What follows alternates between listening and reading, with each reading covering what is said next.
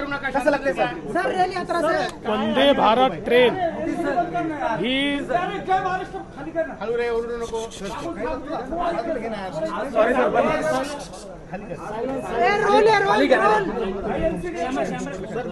शांत. वंदे भारत ट्रेन ही नवभारताची एक अनुपम भेट माननीय मोदीजींनी आपल्याला दिलेली आहे. पूर्ण येतोय माझ्याकडे. जगातल्या विकसित राष्ट्रांमध्ये जशा ट्रेन आहेत तशा प्रकारची ही वंदे भारत ट्रेन आहे. आणि आज मी याच ट्रेननी मुंबईवरनं साईनगर शिर्डीला आलो. अतिशय उत्तम प्रवास झाला. खूप चांगला अनुभव होता. अनेक लोकांची भेटी झाल्या. रस्त्यामध्ये फाईल्सचं काम देखील करता आलं. त्यामुळे मला आजचा प्रवास अत्यंत लाभदायी वाटला. तुम्ही अनेकदा आव्हान करतायत मात्र स्वतः देखील त्याचं अनुकरण करतायत. काय वाटतं तुम्हाला सगळं? असं आहे की जेवढं अनुकरण करता येईल तेवढं प्रत्येकाने केलं पाहिजे. माझाही हा प्रयत्न आहे की जिथे जिथे शक्य आहे त्या त्या ठिकाणी आपण माननीय प्रधानमंत्री मोदयांनी जे काही आव्हान केलं आहे त्या आव्हानानुरूप आपण काम करावं. कारण आपण केलं तर लोकांना देखील करण्याची एक इच्छा तयार होते. तोच माझा प्रयत्न आहे.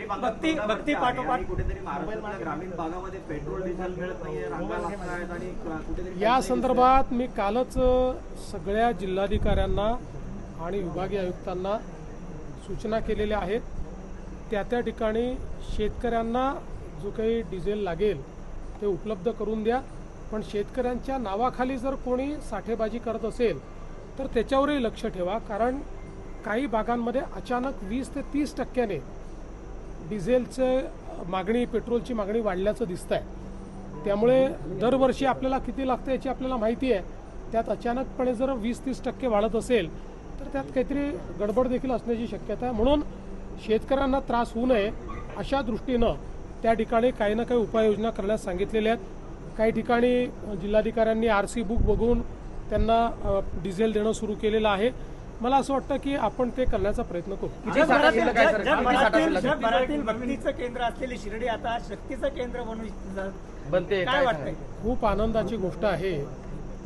बघा, भक्ती आणि शक्ती आपल्या भारतीय अध्यात्मामध्ये एकत्रितच आहे आणि आपण सगळे भक्ती आणि शक्तीचे उपासक आहोत.